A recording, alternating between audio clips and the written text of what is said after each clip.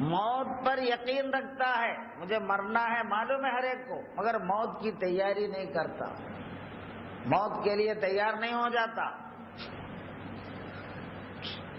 اور اللہ پر ایمان لانے کا دعویٰ ہے مگر اللہ کی پسند کو قبول نہیں کرتا، اللہ کو ناراض کرنے پر تلا ہوا، غلطی ہو گئی ہے تو توبہ کر کے پلٹ جائے، کیونکہ اللہ نے توبہ کا دروازہ کھلا رکھا ہے، اگر کوئی بندہ پلٹ کر آنا چاہے اور یہ احساس کرے واقعی میں مجھ سے غلطی ہو گئی، اب میں ایسا نہیں کرنے والا، اگر شرمندگی محسوس کر کے توبہ کر لے دل سے تو اللہ اس سے محبت کرتا ہے، اللہ اس کو قبول کرتا ہے، اتنی رعایتیں اللہ دیتا ہے۔ اب اس وقت ہماری زندگی میں ہر مسلمان یہ سوچے کہ اللہ سے میرا تعلق کیا، اللہ میرا رب ہے۔ ابراہیم علیہ السلام، ابھی اسی میں ابراہیم علیہ السلام کی یہ مثال، یہاں ابراہیم علیہ السلام اللہ پر یقین کیا، اپنے آپ کو اللہ کے سپرد کیا، تو دشمنوں نے آپ کو آگ میں ڈال دیا، تو آگ کو اللہ نے آپ کے حق میں ٹھنڈی کر دیا، سلامتی والا بنایا، بلکہ اس آیت کی تاثیر تو یہ ہے کہ ابراہیم علیہ السلام کے لیے تو وہاں آگ تو ٹھنڈی ہو گئی، آج بھی اگر کسی کو کوئی جل جائے آگ میں، کچھ تو بھی گرم چیز ہاتھ پر یا کہیں جسم پر گر کر جھلس جائے، یہ آیت پڑھ کر اگر کوئی دم کرتا رہے تو اس کو مطلب وہ نہیں جلے گا، وہ کیا بولتے، وہ آبلے نہیں آتے، زخم نہیں بنتا، ویسے ہی سوکھ جاتا، ہمارا تجربہ ہے، بلکہ ہر مسلمان جو بھی یہ جانتا ہے اپنی زندگی میں اس کا بارہا تجربہ کیا ہے۔ تو ابراہیم علیہ السلام کی اس ایقان کی برکت سے اس آیت میں آج بھی وہ تاثیر موجود ہے کہ جو بھی وہ آیت پڑھ کے دم کرتا ہے، آگ اس کا کوئی نقصان نہیں کرتا، آگ اس کو تکلیف نہیں دیتا۔ خیر، تو ابراہیم علیہ السلام اپنے رب پر اعتماد کرنے کی وجہ سے اللہ نے آگ کی صفت یعنی آپ کے حق میں ابراہیم علیہ السلام کے لیے آگ کی کیفیت کو بدل دیا۔ اس کے بعد اللہ نے آپ کو حکم دیا، میں میرا گھر بسانا چاہتا ہوں، یعنی کعبۃ اللہ، آج جو کعبہ ہے وہ کعبہ بنانا چاہتا ہوں۔ تو ابراہیم علیہ السلام کو حکم دیا کہ تم اپنی بیوی کو اور اپنے چھوٹے بچے کو اس جگہ لے جا کر بسا دو جہاں مجھے اپنا گھر بنانا ہے۔ تو آج جہاں کعبۃ اللہ ہے وہ بالکل ویران ہو، سناٹا، ریگستان، پتھروں سے اٹی پڑی ہوئی بیکار زمین تھا، ایک پودا بھی نہیں اگتا وہاں، یعنی وہ زمین اتنا بیکار ہے کہ وہاں ایک پودا بھی نہیں اگتا۔ تو اللہ نے حکم دیا کہ آپ اپنے بیٹے کو اور بیوی کو اس جگہ لے جا کر چھوڑ دو اور ان کو وہاں آباد کر دو۔ تو ابراہیم علیہ السلام نے کبھی یہ نہیں سوچا میرے بیوی کہاں سے کھائے گی، بچہ کہاں سے زندہ رہے گا، کیا کھائے گا، کیا پیے گا، وہ تو ایسا زمین ہے، وہاں تو کچھ بھی نہیں ہے، کوئی کھیتی نہیں ہوتی، کوئی جھاڑ نہیں نکلتا، کوئی آدمی نہیں ہے، کوئی انسان نہیں ہے، سناٹے کے سوا کچھ نہیں۔ بس اللہ کا حکم ہوا، اپنی بیوی کو حضرت ہاجرہ کو اور ان کے بیٹے اسماعیل علیہ السلام جو ابھی دودھ پینے والا بچہ تھا وہاں لے جا کر اتار دیا، اور تھوڑا سا کھجور ان کے ہاتھ میں دیا اور تھوڑا سا ترماس میں پانی بھی دیا، وہاں اتر کر ان کو وہاں بٹھا کے، وہاں کوئی جھاڑ نہیں، درخت نہیں، چلچلاتی دھوپ کے سوا کچھ نہیں، وہاں اتار کر آپ خچر پر بیٹھ کر سوار ہو رہے ہیں۔ حضرت ہاجرہ جو آپ کی بیوی ہے، آپ نے پوچھا کہ یا سیدی آپ ہمیں ایسے جگہ جہاں کوئی آدمی ہے نہ کوئی آدم ذات، کوئی جاندار چیز یہاں موجود نہیں، کوئی جھاڑ نہیں، درخت نہیں، ایسے جگہ ہم کو چھوڑ کر کہاں جا رہے ہیں؟ تو آپ نے فرمایا میں تجھے اللہ کے حوالے کر کے جا رہا ہوں۔ تو آپ نے پلٹ کر پوچھا آپ مجھے اللہ کے جو حوالے کر رہے ہیں اپنی مرضی سے یا اللہ کے حکم سے؟ تو کہا کہ اللہ کا حکم ہے۔ تو ابراہیم علیہ السلام کو چھوڑ دیا اور کہا کہ جب اللہ کا حکم ہے تو ہمیں کوئی پرواہ نہیں، اب اللہ ہمیں نقصان نہیں پہنچائے گا۔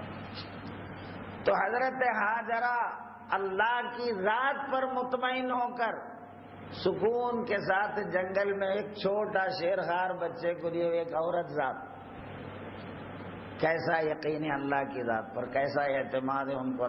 اور ابراہیم علیہ السلام اپنے ہونہار بیٹے کو اور بیوی کو یہاں جو چھوڑ جا رہے تو ان کے اندر ان کی ہمت کیا ہے، ان کو کس پر بھروسہ ہے۔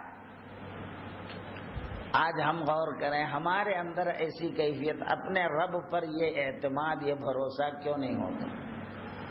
جبکہ جو رب پر ابراہیم علیہ السلام ایمان لائے تھے وہی تو ہمارا رب ہے۔ اب ابراہیم علیہ السلام تو چلے گئے، بی بی ہاجرہ علیہ السلام اپنے رب پر بھروسہ کرتی ہوئی چھوٹے بچے کو، شیرخوار بچے کو، اسماعیل کو دودھ پلاتی ہیں۔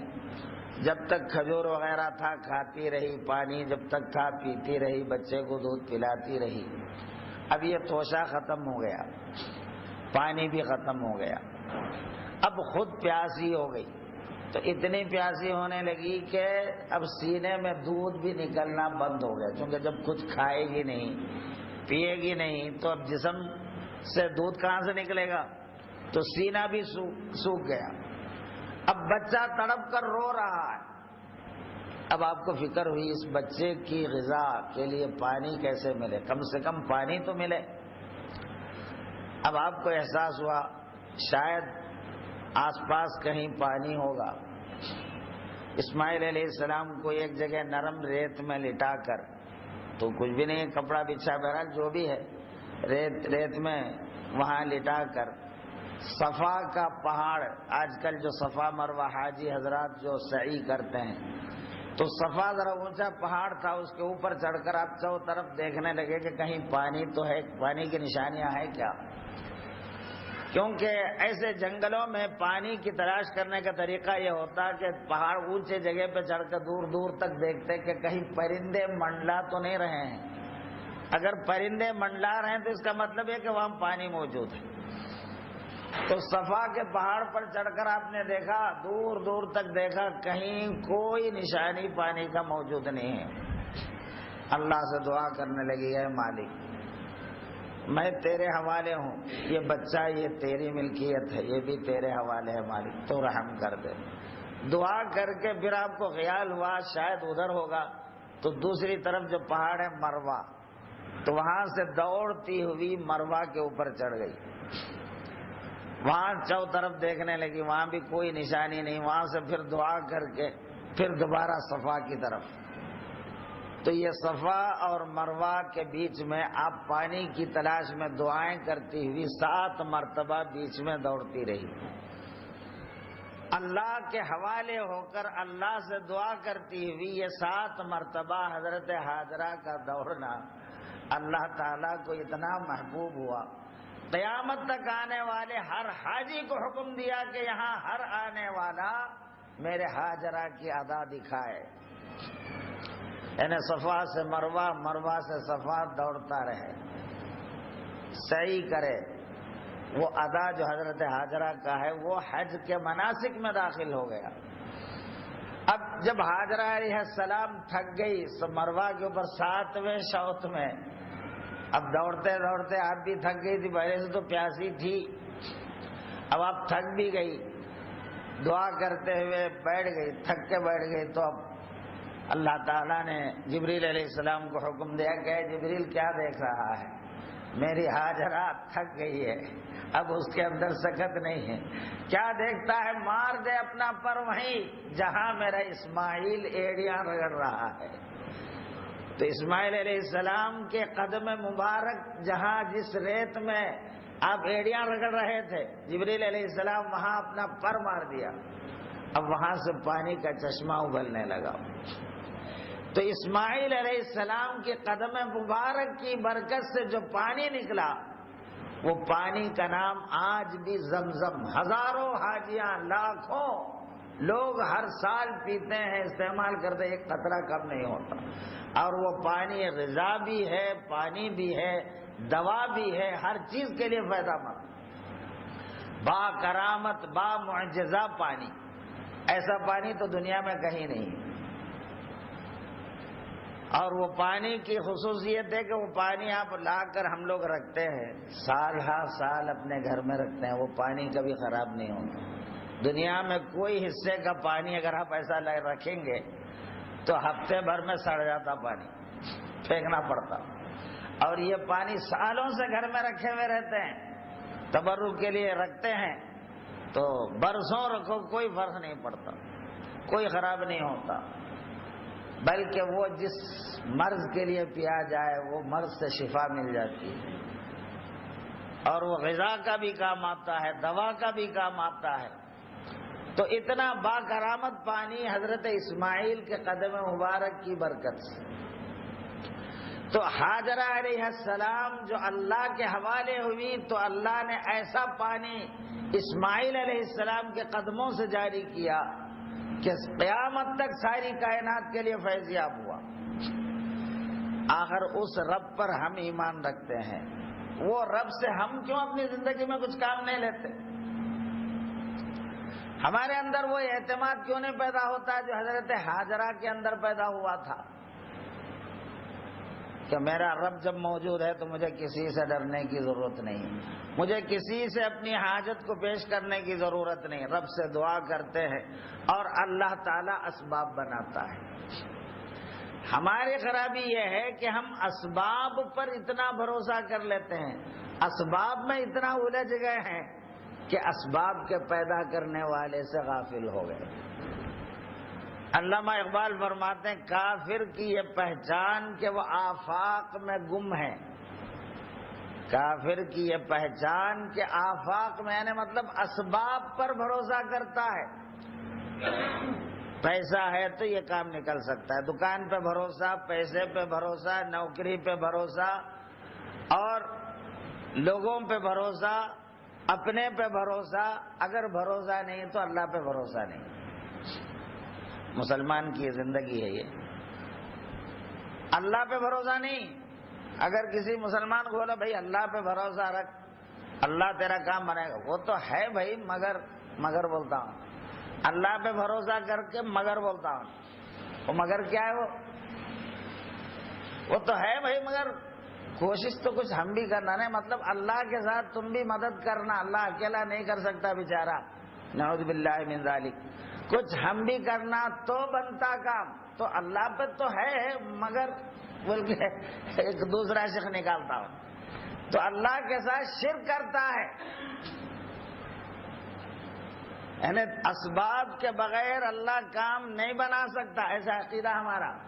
اللہ اکبر، ہم مسلمان ہیں اور اللہ پر اعتماد نہیں، پیسے پہ اعتماد کرتے، حالانکہ پیسہ کام آتا ہوا اس کو اللہ نے بنایا ہے ایسا، پیسے کو کام نکالنے کا ایک ذریعے کے طور پر اللہ تعالیٰ نے پیدا کیا ہے۔ اگر یہ پورا نظام اللہ کا ہے، اگر اللہ تعالیٰ چاہتا ہے تو پیسے والا کروڑ پتی کروڑوں روپے موجود ہے، مگر دواخانے میں بستر پر رو رہا ہے، چیخ رہا ہے، کروڑوں کا مالک ہے، کئی رو رہا بھائی تو تیرے پاس پیسے نہیں ہے کیا؟ بیماری کی تکلیف کی وجہ سے چیخ رہا، رو رہا ہے، کیوں؟ پیسے سے آرام کیوں نہیں خرید لیتا تو؟ اگر پیسے میں کچھ دم ہے تو یہ مالدار کو تو کم سے کم دواخانے کے بیڈ پر تو پڑا نہیں رہنا چاہیے، تڑپ کر روتے تو نہیں رہنا چاہیے کم سے کم، اور موت کو قابو میں کرنا چاہیے۔ پیسے سے کیا نہیں ہوتا، مگر کہاں کر سکتے ہیں؟ ایسے جگہ پہ ہم برابر بولتے بھائی اللہ کی مرضی، اللہ کی مرضی۔ اللہ کی مرضی ایسے ہی کاموں میں ہوتا ہے، خالی اپنی زندگی کے تمام امور میں اپنی مرضی ہم اپنی چلا لیتے ہیں، اور جہاں ہمارے ہاتھ پاؤں ٹھنڈے ہوتے ہیں وہاں بولتے ہیں اللہ کی مرضی۔ سمجھے نہیں؟ تو یہ ہماری سب سے بڑی خرابی۔ حضرت بی بی ہاجرہ ابراہیم علیہ السلام کی صحبت میں رہنے کی وجہ سے ان کے اندر یہ ایمان ہے، سناٹا بیابان ہے، اکیلی ذات جان ہے، ایک